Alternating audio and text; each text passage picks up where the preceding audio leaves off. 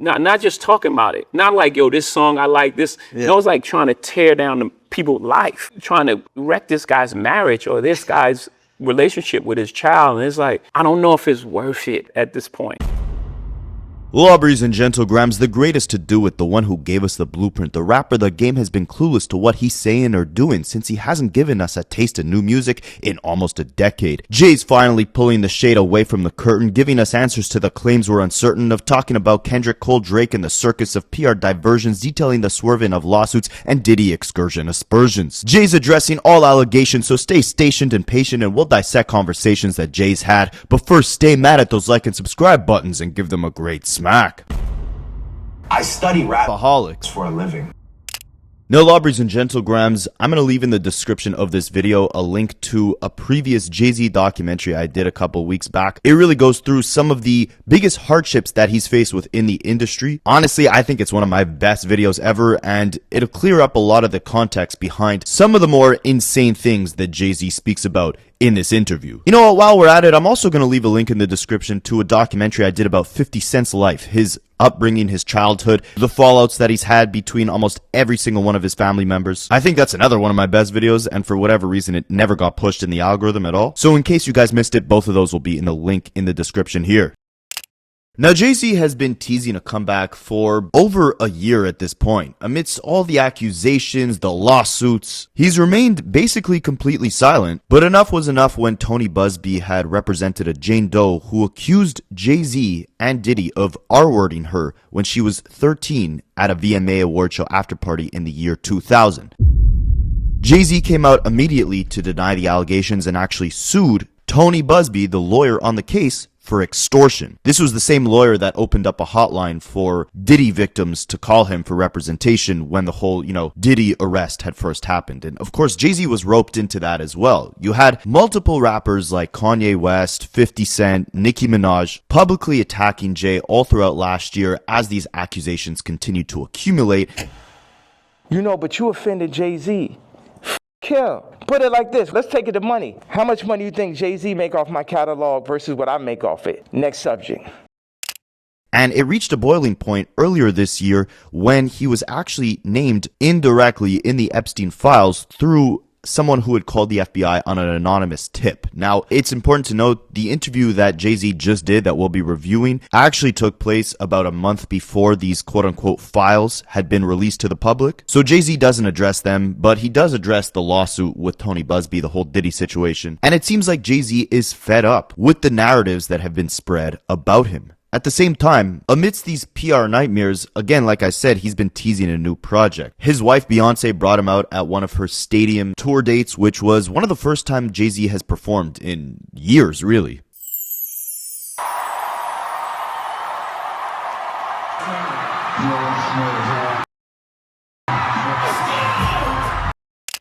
And by 2026, he announced that he would be celebrating the 25th and 30th anniversary of two of, in my opinion, his best albums, Blueprint and Reasonable Doubt, respectively. Kind of crazy how these milestones fall on the same year, the 25th and 30th anniversary, and it emphasizes, how important Jay-Z is to hip-hop, regardless of whatever people want to say about him today. I do think the internet is a very different reality than what we see within reality. So with him announcing that he'll be doing 2 stadium shows to celebrate these anniversaries, it'll be interesting to see how the crowd reacts when Jay-Z actually comes on for his first solo show in ages versus how the internet has been reacting whenever Jay-Z's name is mentioned. I personally think the live crowd reaction will tell a much different story than what we've seen online.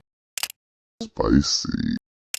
And for someone who you might think is never on social media, Jay-Z has seen the worst of the public backlash he's faced over the last year. And right away, he gets real honest in this interview that the year 2025 was a really rough one for him. All in all, he explains that he's surprised because where he comes from and the rules of life that he was raised on, you don't bring women and children into your attacks on another man. And this is before he starts talking about the actual Kendrick and Drake battle, right? He's talking about the Tony Busby lawsuit that he got hit with in late 2024. Jay explains that back in the day, you were more afraid of consequences. You didn't make those type of accusations without knowing that there was some real evidence behind it. How would you rate your 2025, looking back on the last year? It was hard, really hard. I was heartbroken. Really? Yeah, I'm glad we got right today. You know, so we could just get that out the way. Like, I was really heartbroken by, like, everything that occurred. You know, we're in a space now where it's just like, almost like consequence is not thought about enough. So everything is so instant. Like that whole Busby, the civil lawsuit that was dropped, dismissed, that shit took a lot out of me. I haven't been that angry in a long time. Uncontrollable anger. Like, if you don't put that on someone, that's the thing that you better be super sure. It used to be like that. Like, you have to be super sure before you put those kind of things on a person. Let's say a person like me. Like, even when we were doing the worst things, we were doing bad, we had those kind of rules. There was a line, no women, no kids. You know, you hear those sayings, but those are things that I took from the street. Integrity, code. Those things I took because we lived and died by that. So it's strict for me, like it meant a lot to me. I took that really hard. And I knew that we was gonna walk through that because, you know, first of all, it's not true. And the truth is, at the end of the day, it still reigns supreme.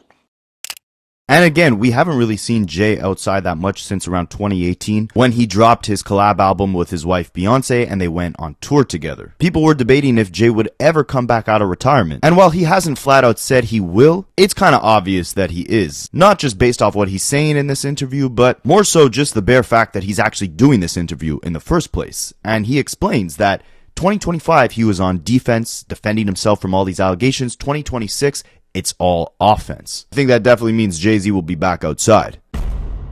We played enough defense. 2026 is all offense. Now, what's interesting here is, by the way, I think this interviewer did an amazing job, Fraser Tharp. He asks the right questions and frames them in the right way. So he actually brings up Kanye West in a very indirect way, right? Because if you guys don't remember, Kanye West last year in 2025 was just kind of adding fuel to the fire with everything going on with Jay-Z. Kanye had his own, you know, mental health battle going on, but he was calling Jay-Z and Beyonce's kids the R word. Huh? Mentally disabled, basically. In my opinion, that's something unforgivable. But Fraser in this interview actually brings up the positives between Jay's relationship with Kanye. Again, if you want a full breakdown of where things specifically went wrong between Jay and Ye, you can check out the link in the description for the full documentary about Jay-Z that I did. But an interesting tidbit is that it wasn't actually Jay-Z that supported Kanye as a rapper early on. Instead, it was Dame Dash, the co-founder along with Jay, of Roc-a-fella Records. Dame was the one who wanted to give Kanye that deal as an actual MC. Before that, he was just a producer. Then Jay and Dame split. Dame felt like Jay-Z had kind of snaked him with the way that he was trying to, you know, build the future of Roc-a-fella. The whole split happens and Kanye ends up going with Jay-Z. And Kanye has actually admitted that that was something wrong that he did. Not that he regrets it, but that it was wrong of him as a human to go with the person who didn't actually believe in him from the jump. So Dame Dash pretty much put his stamp on you. When the Roc-a-fella Records team broke up, you chose to stick with Jay-Z. Why did you choose to stick with him when it seems by appearance that Dame is the one that supported you in the beginning? Do you think that's disloyal? Yep. A wise man could admit when he was wrong.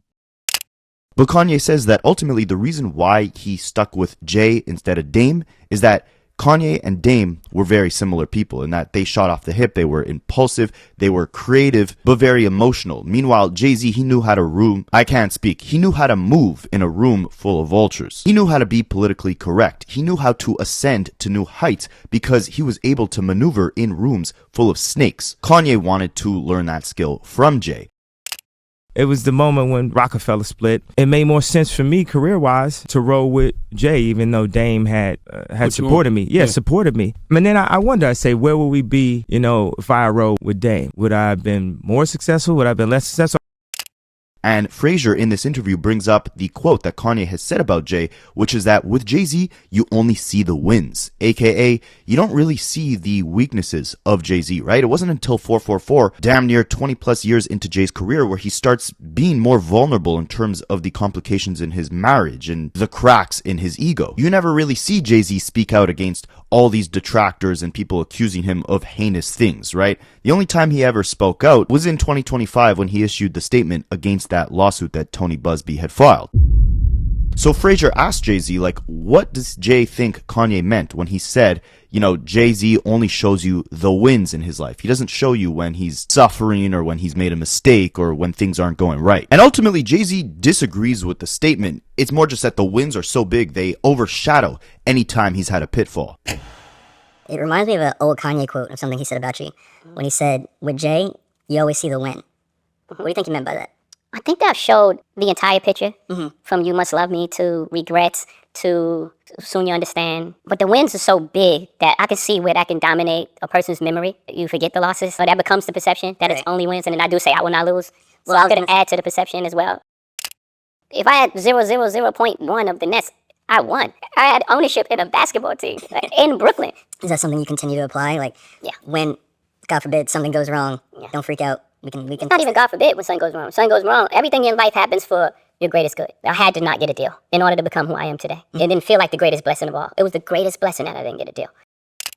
And I kind of highlight that in the documentary I did on Jay-Z. Like, the magnifying glass was pointed on Jay in 2025, but a lot of the allegations or accusations people made about him were events that happened years or even decades in the past, right? And these were things that were brushed off for the longest time because the wins were far outweighing the, I guess you could call it, bad things that were surrounding Jay. By the time Blueprint came around, many people forgot that no record label wanted to sign Jay early on. A lot of the people who have accused Jay in the past of screwing them over business-wise, every bridge he's burned, it seemed like, in a weird way, a stepping stone for Jay to tackle a new business venture or accomplish something groundbreaking, right? By the time he did Watch the Throne with Kanye, one of the biggest collab albums in hip-hop of all time, many people forgot that he did 2 back-to-back collab albums with R. Kelly, after the passing of Aaliyah, who had been dating Jay's former business partner, Dame Dash, at the time of her passing, and when she was underage, actually got married to R. Kelly. And Jay doing those collab albums, according to Dame, is the reason why Roc-a-fella eventually split up. But look at everything that led Jay-Z to accomplish after splitting up with Dame. Hip-hop star R. Kelly did indeed marry his protege, the 15-year-old singer Aaliyah Houghton. Did y'all ever talk about it? We talked about it up to the point where it hurt. You ever have beef with R. Kelly while he was with Aaliyah? She just wanted it left alone. So that's the thing that people would be like when Jay was doing videos with him, I was be in the video, but I'd be like, yo, what do you want me to do? And she's like, don't start nothing, just don't be in no shots with him. And also look at the fact that many people forgot that that whole R. Kelly fiasco even existed until 2025 when people just started dogpiling on Jay. And I'm not saying, he was right in that instance, but it just ties back to everything he said about things happening for you, not to you, and how this entire time, it wasn't just that Jay only showcased the wins. It was that the wins were so monstrous that people were distracted from all the negativity that was simultaneously going on. I wanted you to talk a little bit about this idea of like you said earlier, like the things that you do for the culture, the ways that you put on, the ways that you try to protect and move forward, but kind of the pushback that you get sometimes about like people throw capitalists at you in a derogatory sense. Yeah, I think in that verse specifically, the only thing I heard coming up was the American dream until we started being successful. And it was like, wait a minute, you're selling out because you're making money. That was the first thing that was put on musicians. People had this love for the struggling artist. That's a mind game, what we would call back in the day for tricknology. No, I make art first, and then I make sure that I'm compensated for my art. I didn't get here by taking advantage of people or taking advantage of the loopholes in the system or some wrinkle in a capitalist structure. That structure exists, and I just see the world for what it is, not for what I want it to be. I'm a realist, not an ideal. It's not idealistic. People speak about the world how they want to see it. You're never going to win like that. Now, in the midst of a lot of the public backlash that Jay was facing, he says that historically he would have taken his pain, his frustrations, his thoughts on the negativity surrounding his life to the booth and released those frustrations through the music. But with the hardships he faced in 2025, it was a little different, right? He couldn't just kind of rap his way out of these allegations. I study allegations for a living. And he talks about how he hasn't fully recovered from the trials and tribulations he faced in 2025. Because keep in mind, these allegations put on Jay's jacket don't just affect him, they affect all his business relations, and most importantly, they affect his family. And he emphasizes how important his family was during this time period, emphasizing how crucial a strong support system is when these allegations popped up. He explains he first had to speak to Beyonce, making sure she understood these things were not true. Then he had to make sure that all his business partnerships didn't get ruined. And he also says that, of course, it would have been way cheaper to just take a settlement, right? Like the lawsuit he was being hit with, if he just took a settlement, it wouldn't have costed him all those lawyer fees. But instead, he flipped it around because he knew that he was innocent. And he wanted to make an example out of that lawyer that put that accusation on him to let people know in the future that he would refuse to ever accept something like that. You described last year as being angry and for the first time in a while. I wondered what it felt like to be pulled back into that feeling and how you pulled yourself out or how you leaned on the people around you. Yeah, I needed the people around me more than ever. Because usually when I have that feeling, I would just make music and just be therapeutic. I'd be able to, I'd blow it out. Yeah. And I would be like, I move on. I had to sit in that for a long time. And luckily I had that. And right, again, I built this circle that's really safe for me, of people that really love me, not using me, really care for my best interests. So I was able to have that in the most crucial time for me, especially people that were close to me, and I'll explain. And when those type of things happen, people run. They don't care what happened. They don't care. They're just like, save yourself. Yeah. So I have partners. I can't take a settlement. Yeah. It ain't in my DNA. First I had to tell my wife, let's back up. Yeah. Like, it ain't even in me. I know what the weight that this is gonna bring on our family. I can't do it. The makeup, it would have been cheaper, yes. Cheaper, quicker, move on with your life. It was like a testament, because people know me. Like, I know who you are, and that's impossible. Not only are we standing by you, but what do you need? Yeah. What did you kind of do to come back from that personally, or emotionally, I guess? I'm still working with that. That's a great question. I'm still dealing with that.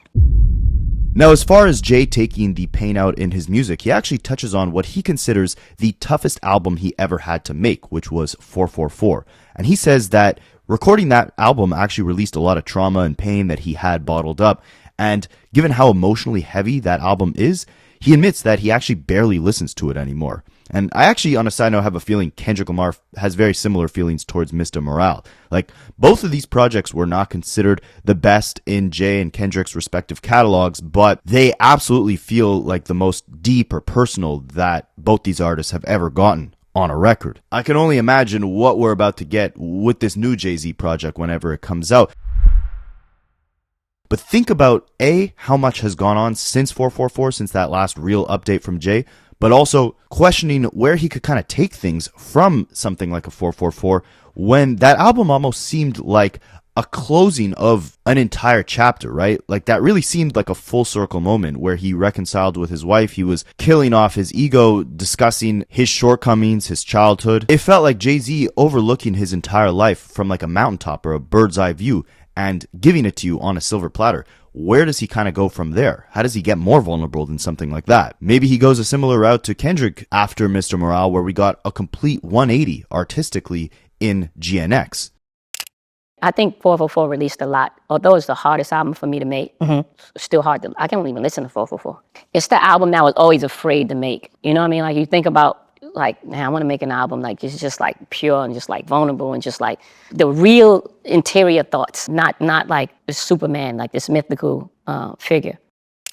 Now, as far as Jay channeling these frustrations into the music, that is actually one of the reasons why he claims we haven't gotten new music from him, because everything he's been recording has been extremely dark. Or the word he uses is bad. I'm assuming that means the subject matter is kind of nasty, like he's taking a lot of shots, he's really airing out his grievances and his frustrations, which can make for some pretty dark music that might not end well. I mean, we saw what happened with Super Ugly, right? Maybe it's one of those situations amplified to a whole other level. I was just so like heavy, and I don't know how to make music that's not reflective of how I'm feeling at the moment. It would have been fiery, but I don't know. I don't know if it's done more harm than good, because, I have a lot of like scratch ideas and they like all bad. I gotta be honest, they're bad. It's just like all bad. So it's interesting to see Jay here almost be confused in and of himself in terms of what creative direction he wants to go in next, right? Like, I'm here talking about, maybe he'll pull a Kendrick and go from like a Mr. Morale to a more high energy, lighthearted album like a GNX. But look at what he's saying here, right? As long as we didn't get copyrighted, you could hear what he just said. Like, he was in a very dark headspace in 2025 with all the allegations coming at him, right? All the people attacking his character. And one of the big reasons why we probably didn't hear him address a lot of this stuff in the music is because the music he was writing at the time to kind of combat these allegations, or at least, give his perspective on them, was incredibly dark. Like he says, the thoughts that he had were just bad, right? I study bad for a living. And Jay-Z is extremely calculated, so you could probably assume that if the music sounded like something that would ruffle feathers in a way that could bring a negative energy towards his space or his family or the culture in general, he would probably be a little more careful before releasing it, right? Like Kanye said, he knows how to move in a room full of vultures. And in this case, the internet is the vulture in Jay's life that he's trying to navigate at this point in time, the court of public opinion. Now, another great question that they asked, on a quick side note, like I'm seeing people online criticize the fact that Jay chose to sit down with someone who just seemed like a huge fan, like maybe an amateur journalist. I wouldn't call him that personally. I don't really know his resume, but that's what I saw people saying online. Amateur journalist who's just a huge Jay fan. Cap. But I think it's going to be people like that who ask the best questions, right? Like, look at how A$AP Rocky, during his promo run, he went and sat down with Akademiks, who I doubt had even heard the full Don't Be Dumb Rocky album front to back before starting the actual interview with him. Then versus like J. Cole's interview with Nadeska, where if you're not a Cole fan, sure, you might not get a lot of the drama or salaciousness or clickbaity stuff. But if you're a Cole fan and you were a fan of that Fall Off album, she was the perfect person for that job because she asked all the right questions that you'd want to hear as a fan of the actual music. And I think this guy is doing a similar thing when conducting this Jay interview. So he asked him something that a lot of Jay fans were wondering. Why wasn't Jay on that Clips album? The streets really wanted you on that Clips album. Yeah, I was close. I think that the first thing that I say, it has to be said from me. I don't want to be so rigid with it though. I'm gonna keep that open. I'm gonna take that back. At that moment, I was like, yeah, I want to do something, but in order for me to move forward, I got to get this shit out. I got to get it out. Just want to add in, I quickly did a little Google search on Fraser Sharp's credentials or his experience. And yeah, let's just say he's a lot more than just some inexperienced content creator or a Hove stan, right? He's a senior editor over at GQ, so he deserved the opportunity. Now, imagine if we would have got Jay on that Clips album, like what that type of moment would be. It would be insane. But I do agree that like it's been so long at this point. I forgot that Jay-Z was basically like a collaborator on a written testimony with Jay Electronica, which was in 2020. So I guess technically the last Jay project was 6 years ago. Yeah, with all that going on, for him to, you know, make his first big appearance back in the spotlight on a Clips album, with all these lawsuits and allegations and accusations being filed left and right against him, like, I understand waiting for a different moment, a solo moment. But speaking of moments, of course, a massive moment that Jay-Z is a part of every single year that he's changed completely is picking the headliner for the Super Bowl halftime shows. I believe he's been doing this since 2020. And personally, I would argue, aside from Bad Bunny and Kendrick Lamar, every other choice he made was completely safe, right? I mean, one year you had Shakira and J-Lo, one year you had The Weeknd, another year you had Usher and then Rihanna. There was that year where you had, you know, Dr. Dre and then kind of all his proteges, right? Eminem, Snoop Dogg, 50 Cent, Kendrick, Mary J. Blige, Anderson .Paak. That was my personal favorite. The only reason why I say that Bad Bunny was a bit of a risk is because, you know, he makes only Spanish music, right? So you're fragmenting some of the audience that actually watches the halftime show. But he's one of, if not the biggest artist in the world. So at the same time, it's like, what are we doing here criticizing that, right? And then with Kendrick, I'll be the first one to tell you, he, like, beyond deserved that moment, right? But let's not kid ourselves and say that that was a quote-unquote safe choice. I mean, there was literally lawsuits actively being filed against his record company over the songs that the world thought he was about to perform. I want to perform their favorite song, but you know they love the suit. The whole performance ended up being in the theme of a game, and the purpose was to play it safe, right? And Kendrick kept teasing, not like us, continuously. So I say that to say, like, it was a bold choice, choosing Kendrick, the first rapper to do a solo headline show at the Super Bowl, right? Revolutionary. But before we get to Kendrick, Jay touches on the fact that for a while, the halftime show didn't have the proper representation, right? If you look at the prior years before Roc Nation stepped in, it was a lot of pop music. Coldplay, Lady Gaga, Justin Timberlake, Katy Perry, Bruno Mars, Red Hot Chili Peppers, Beyonce. Even when they had rappers in like 2019, Travis Scott and Big Boy, they weren't the headliners of that show. It was Maroon 5. MIA and Nicki Minaj in 2012 accompanied Madonna for her Super Bowl halftime show. A rapper was never at the forefront, right? A Latin artist. You never saw a Latin artist at the forefront, or an R&B star. I take that back, actually. We saw the Black Eyed Peas in 2011. I remember being like pretty young during that performance. I thought it was great. The Beyonce one was cool too, but a lot of the other ones, I'll be honest, were not that memorable to me. Until that Dr. Dre one, they all seemed pretty safe. And beyond that, before Roc Nation became the one making the decision of who gets that halftime performance, you have to remember the landscape of music, right? Radio was the dominant form of music consumption, and it was slowly fizzling out and losing traction to streaming. But in the early 2010s, while radio was still the dominant way that Billboard assessed, who would chart where on their charts, the most popular songs on the Billboard charts ended up being a lot of pop music, right? A lot of like white girl pop, like Katy Perry, David Guetta, Lady Gaga. There wasn't as much diversity as when you think of like the later 2010s when artists like Travis Scott become as much of a mainstream force as a Katy Perry. Then you had Bad Bunny, you have, the rise of country music, you have all these Latin artists, you have Afro music taking over, hip hop. All these different sounds became mainstream once streaming took over and radio wasn't dictating what was hot anymore. So Jay-Z wanted to represent that on that Super Bowl stage. He wanted to show the world that pop music didn't solely exist from like these EDM pop artists. And that's what he says his vision was with the Super Bowl. I think everyone should experience music in its totality. And for a lot of years, it was only one side of music that was being represented. We got the opportunity to create a more balanced idea of what popular music is today. I'm not going out on a limb. It's the most famous people in the world. Statistically supported. It's like, I'm not like, I didn't pick like the indie artist that I really like from Portland. The #1 streamed artist in the world. Him. Now here's where I think he takes like a little subtle jab, potentially even subconsciously, at Lil Wayne, because he's asked about, what made Kendrick the right contender, right? And Jay says, the same way I did, like Kendrick had that monstrous run in 2024. There was no artist who deserved to be on a platform like that more than a Kendrick Lamar. And pay attention to Jay's answer here, because he says, Kendrick, Bad Bunny, all these selections that they made for these shows, they are the biggest artists in the world. But then he stops himself to say, not saying they're the only big artists in the world, because I don't want to offend anybody. And of course we know when the whole Kendrick Super Bowl drama was going down, it was Lil Wayne and Nicki Minaj who were extremely outspoken of the fact that they were disappointed Wayne didn't get that slot. And Nicki was saying it's because Jay had a hatred towards Drake and Birdman. He'll touch on that shortly in this interview.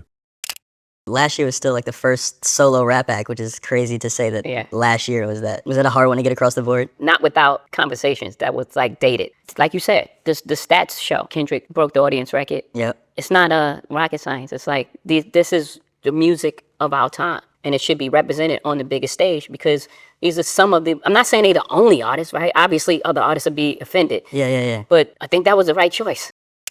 And Jay-Z emphasizes that his respect for Kendrick Lamar as an artist only went up when he realized the move that Kendrick made on that stage, which was he didn't go the safe route. He didn't perform, the hits. Instead, he dedicated the largest chunk of his set list to his new album, GNX. Now, this is important on so many layers because, number one, from a business standpoint, Kendrick Lamar released GNX under his PG Lang label, meaning he's likely eating more profits and more royalties off of that project than any of his other projects in the past that were all released through TDE, right? So for him to go and perform these songs on that stage not only blows them up in popularity, adding way more eyeballs to his new album, but this is the album that he likely has the most ownership in. By bringing this massive new audience towards a project that he eats off of at the highest level, genius business move. And then number two, from like a cultural and artistic perspective, I think that shift that a lot of people talk about within hip hop derived from a performance like the Super Bowl, where we saw Kendrick going on again, one of the biggest stages in America, to show dozens of millions of people who have probably never even heard a Kendrick Lamar song that, hey, this is what it looks like when you go against the grain. This is what it looks like when you play the game by your rules. No conforming sonically, visually, subject matter-wise, nothing. And Jay-Z here really commends Kendrick for that. As a rapper, first and foremost, and being one of the pillars of contemporary rap, I would have to imagine that you got a special kick out of watching that show, though, in particular. For sure. I thought what he did was brave, and it speaks to who he is as a performer. Mm-hmm. He could have made it a little easy on himself. Just aesthetically and like what the... No. Aesthetically, it was beautiful. It was flawless. The artistic choice to play the new album was a choice. And brave in front of that big of an audience. Because even if 10 million people know some of these songs, there's 120 million people that's like, what is he doing? And as an artist, to stand up there and do it and complete your vision, I had to tip my hat. Like, high respect for him already. Mm-hmm. But like, even more, my respect was like, he's really about what he say he's about. And then Jay-Z drops by far the biggest bombshell of this entire interview, right? That a lot of you guys will probably disagree with. He's asked what his thoughts were about the Drake and Kendrick beef. Keep in mind, this is his first time ever speaking on the matter, and he's been at the forefront of social media, not just for those Tony Busby allegations or this or that, the Diddy affiliations, but there have been a lot of Drake stans and just, academics, these crazy conspiracists who believe that Roc Nation has a smear campaign going against Drake. Cap.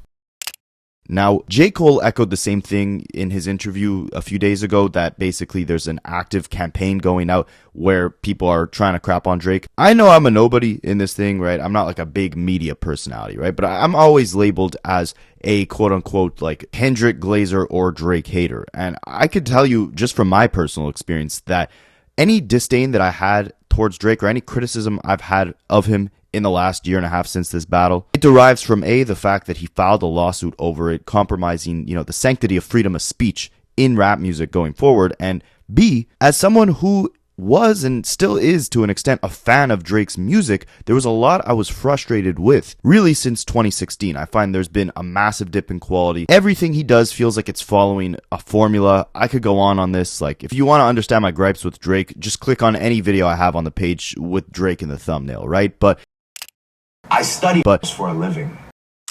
It stems from the dip in quality in his music, but with him ascending to the top while he kind of compromises the introspection and the creativity behind all of his newer music, it kind of dragged down the genre as a whole. And I think even the biggest Drake fans can admit, like, his best work was his older work, right? When he was more inspired, when he was talking about things that were either more relatable or more vulnerable. I bring this up to say, I feel like a hate campaign is something that's like coordinated by a group of multiple powerful people where they're all aligned on the same issue. The whole Drake hate campaign, if you want to call it that, like how J. Cole was saying, everyone's cooking Drake. Spicy.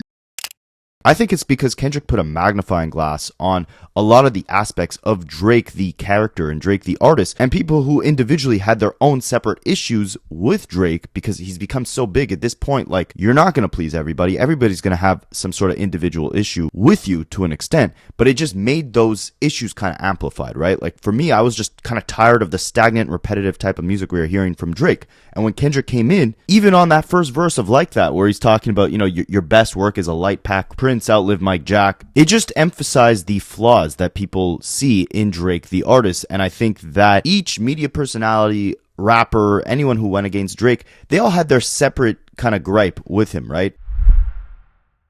So I don't think this was some coordinated hate campaign. I think it was that he pissed off a lot of different fans and peers, respectively. And once the mask was pulled back, it kind of woke everyone up and became this domino effect. I think a similar thing is happening with Jay in a different aspect, right? I think with his association to these powerful figures who end up getting incarcerated, like Harvey Weinstein or Diddy. And then, like I mentioned earlier in this video, there were all these things related to, the downfall of Roc-a-fella, the Colin Kaepernick drama with the NFL, Tory Lanez, blaming Roc Nation for the reason why he's incarcerated. Which is an absolute insane conspiracy. But all these things kind of come together, and each person is pissed off about a different thing, right? Some people are pissed off that Jay-Z was such close friends with Diddy for all these years. Surely he must have knew what was going on behind the scenes with Diddy, right? And then you got people like Akademiks who, for whatever reason, hate Megan Thee Stallion. They want Tory Lanez free, and they're pointing the finger at Roc Nation to say, you're the reason why this man is incarcerated. Then you got Nicki Minaj, who was involved in Tidal and feels like, she's entitled, no pun intended, to more money from the sale of that streaming company. Or she's pissed off that Jay, chose Kendrick over Wayne for the Super Bowl, and she feels like that's a slight at Drake. Or you have Kanye, who feels like Jay-Z wasn't supporting him enough as a brother, as a friend, wasn't at his wedding, didn't stand up for him during his divorce. Call me after the robbery, you say how you feeling. You want to know how I'm feeling? Come by the house. Bring the kids by the house. Whatever the case is, right? Everyone has their own separate issue. And I don't think there's like this coordinated hate campaign against Jay-Z. I think it's just that like one controversy leads into another, which kind of peels the curtain back behind every issue that any person has had with Jay. And then once you get these loud voices within the culture that start piling on him for their own separate issues, it starts feeling like it's this coordinated attack, right? But it's just a bunch of disgruntled people who are just pissed off for different reasons. The same thing with Drake, but from a music lens more so, right? Like Kendrick pointing out the whole running to Atlanta thing, the rehashing the ghostwriter thing, rehashing the fake accents, the pushing gambling and drinking onto the youth, the mistreatment of women, like all these different character flaws that he was pointing out with Drake. It kind of woke the fans up and woke the media up to realize, oh, like we all have our separate individual issues with this guy, right? Yo, shout out to all the 12-year-olds in the building. What's up? And then you got Rocky, who, you know, doesn't get along with him because of Rihanna. Then you got Metro Boomin, who Drake was calling the week that Metro lost his mother to try and get a song from Metro. Then you got The Weeknd, who has had his long-standing issues with Drake, right? Like, there's all these different figures who have their own separate gripes with Drake, even the fans having their own separate gripes with Drake as an artist, like the flaws in his artistry. And it culminates into, you know, this one individual in Kendrick displaying all these flaws so clearly, executing it so well on these different diss tracks that it just woke the world up, right? And then he sues over these diss songs, and that just only amplifies the hate 10 times more. Anyways, I say that to say that Jay-Z breaks down like the 4 pillars of hip-hop: DJing, graffiti, breakdancing, and battling. And he's saying that the 3 first aspects that hip-hop was originally rooted in no longer truly exist within the culture. They've been kind of commodified or commercialized, right? Like you see breakdancing in the Olympics. These graffiti artists are now, you know, selling $1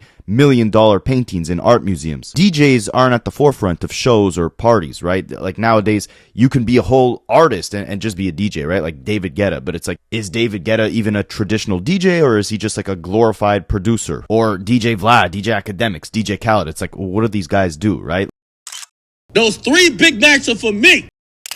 The element of being a DJ isn't like fundamental to being a successful hip-hop act by this point in time. And Jay is saying that rap battling will probably be the next pillar of hip-hop that slowly either fades away or just kind of gets ruined, right? Because mainly the internet and stan culture has made it really dark. But that's why I want to give you guys some context on this whole hate campaign narrative that, you know, they're saying Drake is kind of facing. I think, if anything, the battle kind of highlighted the flaws in his artistry and that it was time for a change, right? Now, I look at that as a positive. Like, yeah, you could say, oh, Kendrick was hating so hard. He was talking about, I'm the biggest hater. I hate everything about you. But I think at its core, that was just meant to invoke competition and hunger and revive the feeling of this being an actual sport. And one thing is important to note, while, you know, Jay-Z says that, you know, there's too much negativity in rap battling, and J. Cole talks about, you know, how there's a whole hate campaign against Drake and that battling your peers could be negative, Drake willingly participated in this rap battle and has never said he regrets any of the battles that he's participated in, right? Like, yeah, he sued over one of them. And because of that, you could argue technically he's actually made the most effort out of any rapper to try and, you know, eliminate rap battles from the culture in the future. But as far as him speaking on the battle, he's cried about LeBron, he's cried about Joe Budden, he's cried about, you know, not being on top and that if Kendrick's on top, everyone will be twerking with a dictionary. But you haven't heard Drake, to give him credit, not once say that he actually, you know, thinks rap battles are a net negative for hip hop. He's never come out and said, I think a battle like this is bad. So it's just kind of interesting to note that while the whole world is screaming about hate campaigns and divisions and, you know, the negativity that this battle brought, we haven't seen Kendrick or Drake talk about this being a negative. What did you think of the 2024 back and forth between him and Drake? I'm going to have an answer you're not going to like. Look, there was 4 pillars of hip-hop. There's breakdancing, and there's graffiti, there's DJing, and battling. Breakdance is not at the forefront of rap anymore. It's actually an Olympics sport. That's dead. Graffiti. Yeah. Beautiful. Major art, and like Steve Herron and Basquiat, actually, the street artist, took it to a next level. It's not part of hip-hop. Mm-hmm. DJing. The DJ was in the forefront. It was Jazzy Jeff and the Fresh Prince. Eric B. and Rakim. Yeah. You don't even know the DJ for half of the artists anymore. Who's Drake DJ? I have no idea. Okay. Couldn't tell you off top. That no longer exists. And the last pillar is battling. We love the excitement. And I love the sparring and the music you get. Mm-hmm. But in this day and age, it's so much negative stuff that comes with it, they almost wish it didn't happen. It's almost like it's a final thing. Now, people that like Kendrick hate Drake. Yeah. No matter what he makes, no matter what he says. And it goes far, too. It's like attack on his character and his thing. And it's like, I don't know if I love that. Yeah. I don't know if it's helpful to our growth, where the fallout lands. So Jay ultimately suggests an alternative to competing in the form of rap battles. And we'll get to that in a second. But he emphasizes again that the internet kind of killed the fun out of battle rap just because, I mean, you guys know how social media works, right? Like when you engage in something, you watch a video, you leave a comment, you spend more time on the internet, the platform that you're on can show you more ads and they make more money, right? So there's 2 ways to do that. Either they make you, you know, super obsessed and in love with a certain thing or community or artist or actor or whatever, or they make you absolutely hate something else, right? To the point where it boils your blood and you have to watch more content about people crapping on that thing that you hate. You have to leave comments and argue with people about how much you hate this certain thing. That's Internet 101. The problem is, back in maybe 2015 around, the internet was not real life, right? Like, the internet was kind of like an escape from real life. Today, the internet is reality, right? Like, everyone's on the internet, news travels through the internet, major discussions, everything is happening within the confines of the internet. So it's impossible for people to react to a battle without the internet being the main forum where, you know, these opinions are expressed. And because, again, these social media platforms make more money, the more enraged or the more obsessed you are with a certain thing or artist or community, people have incentives all across the board to either rage bait you or feed you exactly what you want to hear, which just kind of balloons your ego and further reinforces the echo chamber of thoughts that you already had, which makes you think the other side is like fundamentally absolutely 100% wrong and you're 100% right, and it just leads to this toxic kind of back and forth war. And so Jay is saying, like, now, you know, if you're a Kendrick fan, you have to hate Drake. And if you like Drake, you have to hate Kendrick. And in the diss songs, you know, they started talking about each other's family members and these allegations. Because, again, everything is shock value driven. And they knew the internet would be the main place where discussions about these diss tracks would happen. So they had to go the TMZ style route, where it wasn't just a display of their skills as a lyricist. It was also about, you know, winning that court of public opinion by dropping the most shocking red button, right? The thing is, in my opinion, you got to remember two things. Number one, again, we haven't heard Drake come out and actually say, like, hey, I regret ever partaking in any rap battle. I think rap battles are bad for hip hop. I study rap battles for a living. And number two, with that being said, you got to remember that it was Kendrick Lamar on Euphoria who told Drake, do not speak on the family, do not tell any lies about me, and I won't tell truths about you. I won't take it further as long as you don't. We could keep this friendly. And we saw Drake pull the exact same strategy with his Pusha T diss, right? Where he name dropped Pusha T's wife specifically. Drake did the same thing on Push-Ups, naming Whitney specifically. But even after that, Kendrick said on Euphoria, he warned him like 3 times on that song, do not take this further, and it won't go further. So I think when you start talking about, you know, the fans acting crazy, you know, bringing family involved in all this and that, you have to remember where that actually started. I say all this to say, I think, you know, Kendrick had the intention of keeping this friendly, keeping this, you know, all for the sake of competition, not going to the point where, you know, you start talking about kids and family and PDF stuff and all that crap. So when Jay-Z or J. Cole or whoever starts reflecting on this beef, talking about how toxic it made everything, I would agree with that, right? And I agree that stan culture, it's inevitable for stans to be involved in this because everything lives on the internet today. But at the same time, the artists dictate the rules of the battle. And with one of the opponents in this battle consistently warning, hey, don't speak on the family, let's keep this friendly, we don't got to get personal, I think that you could set rules to this stuff and like keep the intention of this just being kind of like a friendly showcase of your skill set or a competition in mind while you're actually competing. I think it's a bit extreme to say we gotta eliminate rap battles altogether. However, Jay did offer an alternative, saying that he would prefer to see people collaborating together and competing on the same track rather than going back and forth in the form of a battle. And I mean, I do agree with him in terms of I miss posse cuts, right? I don't think we get many of those these days.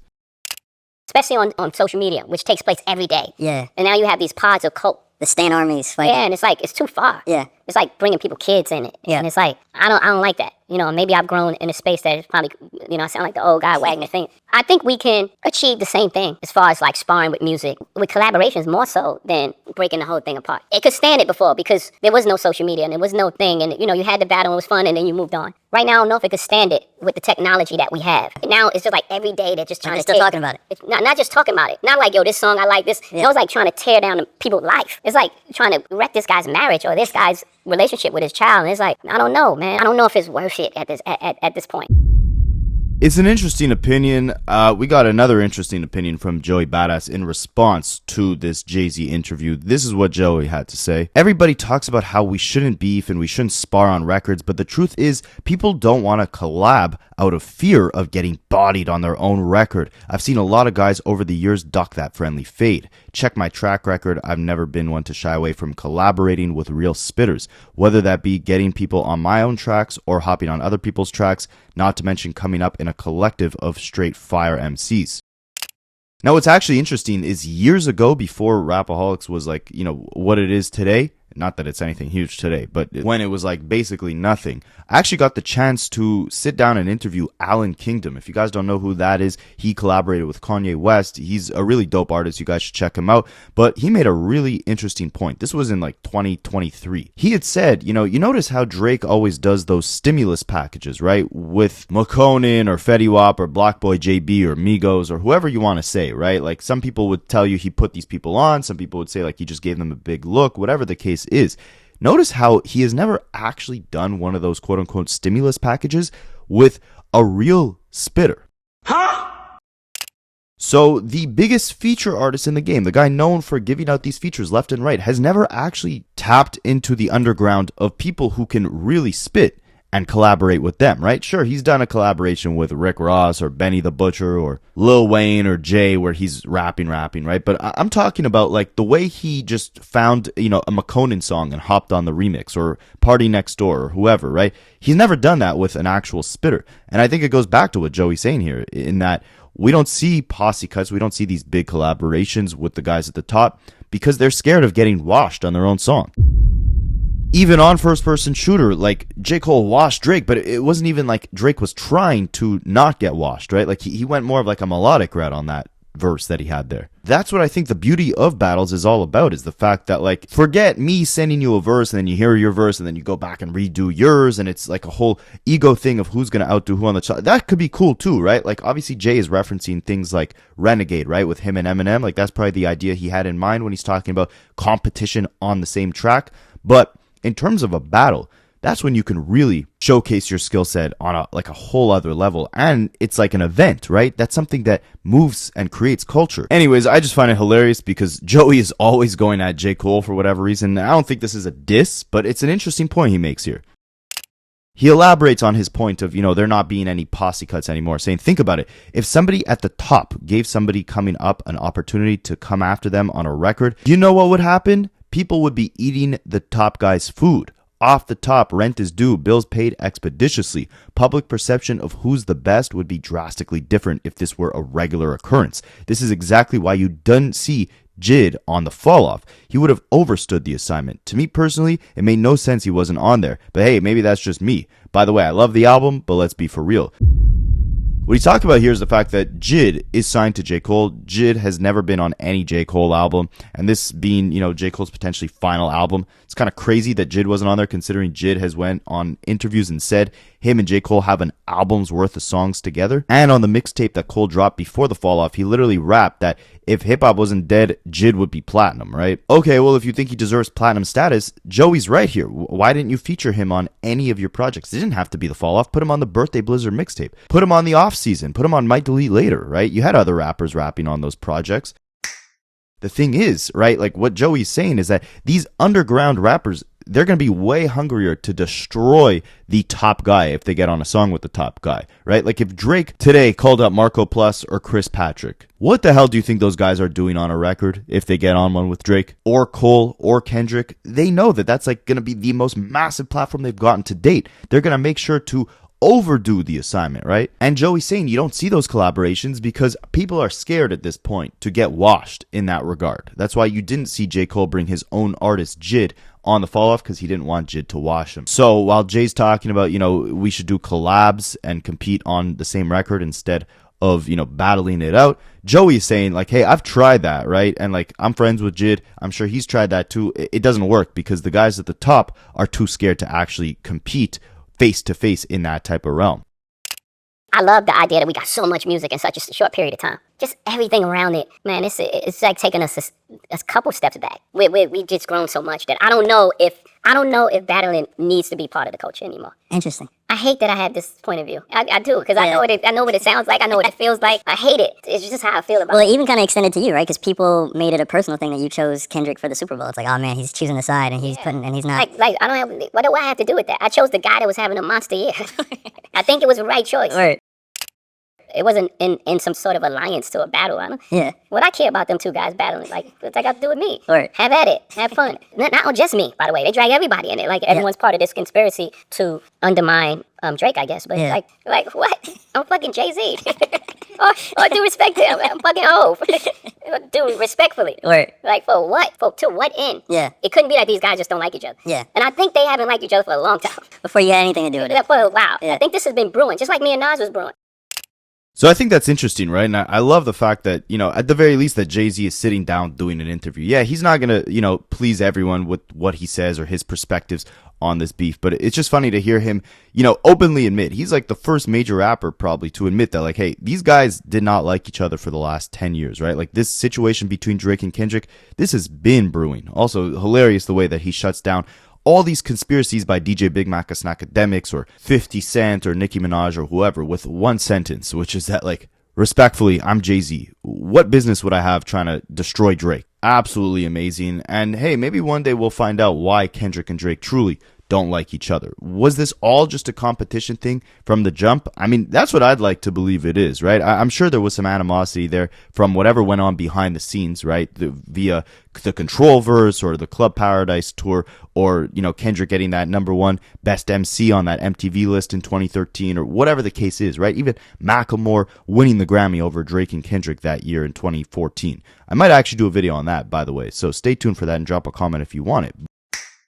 Who knows where it actually derived from, but I think the whole point is that we finally, when both these guys were considered at the height of their, you know, commercial success, and maybe, you know, in Kendrick's case, his peak form, we got to see them, you know, show the world, hey, this is why I'm great and this is why I deserve the crown. Jay-Z looks at that as like it tearing the culture back, everything that came after it, right? Like he admits he loves the amount of music we got and how great the music was during the battle, but the after effects basically tearing the culture backwards. I think personally it's too early to tell for that. You know, J. Cole wanted to compare the whole Kendrick versus Drake thing to politics, and in a way, he's kind of right. It kind of is, because both Kendrick and Drake represent two very different ideologies, two very different forms of craft, and I think that this battle stretched far beyond, you know, who's the better artist or who hates each other the most. The much bigger argument that it brought into question is, where does the direction of this art form go? Jay-Z talking about, you know, he'd rather see rappers compete through a collaboration. I'm assuming he's talking about, you know, how him and Eminem did something like Renegade. And the closest we got to that most recently is actually, ironically, J. Cole and Drake on First Person Shooter. That was at the end of 2023. Think about where hip-hop was at that time period, right? I think Anthony Fantano put it best. He worded it perfectly. First Person Shooter was Drake and J. Cole celebrating that they were on the top, that they were as big as the Super Bowl. But think about how dry and bland the landscape of music was back then. So, I mean, if they're celebrating being at the top of that, what exactly are we celebrating here? It was Kendrick coming in with that verse to say, you know, we all got to strive to be the best individually and lead the genre in the way that we feel like would be best for it. And ironically, that got everybody to step their pens up, right? I mean, J. Cole talks about how he had to delay the Fall Off, his final album, for 2 years after that battle because he wrote a whole extra disc to the track list after falling in love with the genre again after this battle. We've seen Drake here spend the most amount of time on Iceman that we've arguably ever seen him to craft an album in his entire career. Usually he's dropping one project every single year. This Iceman for a solo Drake album, I know he dropped the one with PARTYNEXTDOOR, but this has been the longest stretch that we haven't heard from Drake in a very long time. And even on the Heart Part 6, he was talking about, you know, it was good to get the pen working again. You know, this was a good lyrical exercise. Like, both of them kind of acknowledged that it brought a spark back in them, right? And it brought a spark amongst the whole culture, right? I mean, we're seeing artists like Tyler, the Creator, or Clips reaching heights that they never have. We just saw Baby Keem sell more records in his first week with arguably his most vulnerable and personal album. He sold more records than a lot of the guys who were heavily affiliated with or collaborated heavily with Drake over the last 5 to 10 years. Think of Young Thug, Lil Baby, Lil Wayne even. So I think you could look at this from both angles, right? I mean, Kendrick, right after the beef, the first thing he dropped was Watch the Party Die, right? Like, his, I think, mindset was like, we got to rebuild the entire landscape of what hip hop has been looking like over the last few years. We got to get back to focusing on what's important, essentially. And I think these days, ever since then, fans have had a much lower threshold for BS half-baked music. We're seeing it in the sales, we're seeing it in the presence of a lot of these guys who were running the game with the same sort of formula over and over again, who aren't really feeling that same impact by 2026. I definitely think it put the genre in a very interesting position. I think it's still kind of, feeling the after effects of the battle. And that's also because there are so many unanswered questions pertaining to this battle, right? Like, where does that Drake lawsuit go? If him and Kendrick release a project in the same, year, who will have the greater impact? How does this change the sound of music from the people at the forefront who are leading the genre? Let me know what you guys think, and I'll catch you in the next one. I study rap for a living.